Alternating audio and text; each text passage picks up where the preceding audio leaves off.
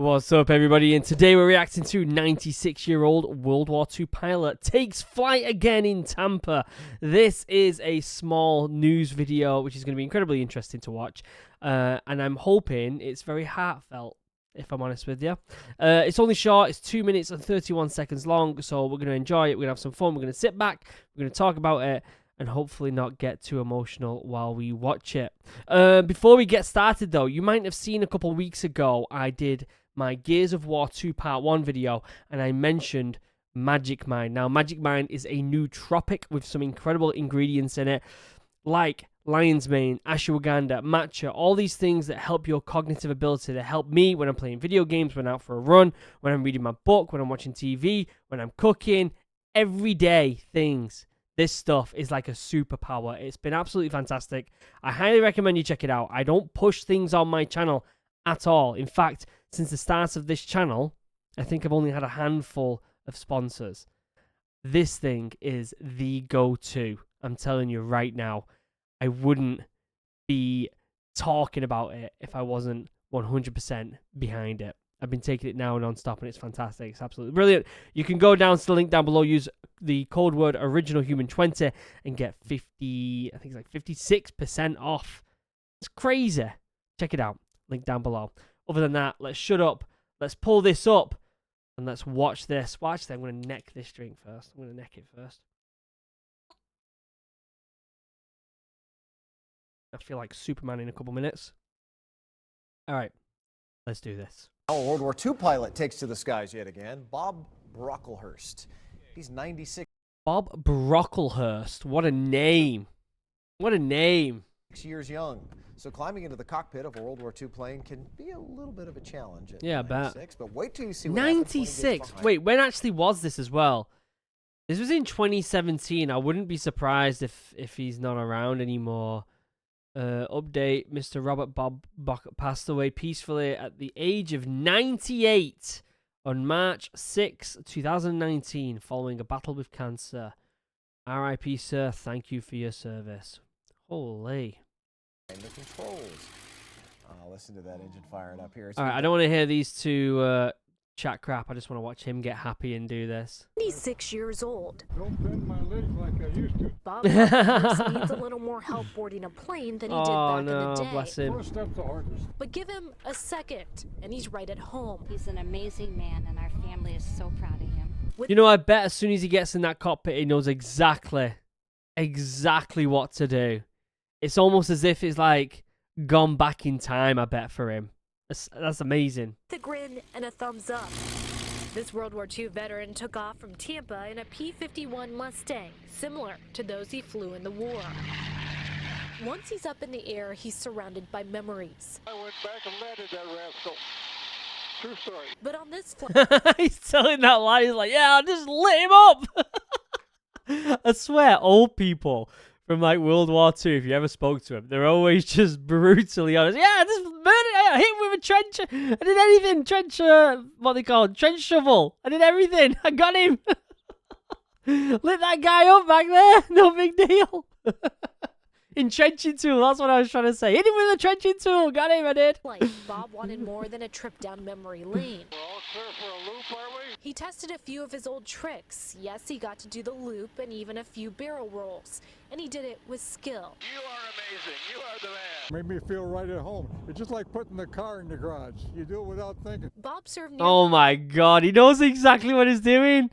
What an absolute legend. Only 30 years in the Air Force. He enlisted before America entered World War II, and he served 2 tours in Alaska with the Aleutian Island campaign against Japanese forces, which had occupied the territory. So the guy he was in for 30 years. 30 years. This guy knows exactly what to do in that plane. Probably better than that guy driving it, to be honest with you. It was the worst enemy up there. We started off with 1,500 guys in flight school, graduated 971. We lost about 251. Oh my The God. Alaskan terrain was some of the roughest any pilot would navigate during the war. They're a different breed, aren't they? These guys are a completely different breed. Got it on-the-job training. The Collins Foundation made this flight possible. They say the real reward is getting to spend time with veterans like Bob. He's a national treasure, just like the airplane. That's what I told him. I said, I am flying with a national treasure. As the number of World War II veterans continues dwindling, Bob... The guy, he probably went back in time for him. He knows exactly what he's doing. I bet if he had an able body, he could have just jumped in that and flew and did it all himself and showed that other guy some tricks. And telling you right now, they're a different breed back then, weren't they? During World War I and II and all that lot. Completely different breed. Hopes his story and others will live on. I think it's important the young people remember that there was a war and it wasn't all parades and beautiful flying in the skies. In Venice. It's true. And I said this in one of my previous videos on how, it was the previous video I did about the group that jumped in Normandy. There is so many stories from World War II and World War I that are so, like, mind-bogglingly strange. Like, they just can't comprehend how nuts they are, right? And yet some of these stories are just going to dwindle in time and disappear. And it's an absolute tragedy. It's absolute tragedy. And I want more of these stories to be told on this channel so I can learn them. You can learn them with me. Thank you, and great landing. Kimberly Quizon, Fox 13 News. Oh my God. That is the best story I've seen in a long time. That's amazing. It's true. It's true. What do you think of that? I want to see some more like wholesome videos like that. We do our learning of all sorts of different stuff in here. We've learned lots of military things. We've learned fantasy and sci-fi things. We've learned Warhammer. We've learned horror. We've learned video games. But there's always something humbling about listening to a veteran, whether that be Vietnam, Falklands, World War I, World War II, Iraq, Afghan, any of them. There's always something incredibly humbling about learning about them stories, right? You don't have to learn a new skill. You don't have to... This is the big debate I've had with a lot of people of self-help books or fiction books, right? And in my opinion, fictional books, whether that's set in the real world or fantasy or sci-fi or horror or whatever, are just as beneficial to your health as self-help books. And the reason for that is because you're putting yourself in someone else's shoes and you're learning how someone's minds think, like how other people's minds think, and how our mind is, very similar to everyone else's, and you're not alone. So when you hear these incredible stories, right, it's mind-boggling. It's mind-boggling because some of these stories just don't make sense. But these are what people have done. These are what our ancestors have done. Yeah?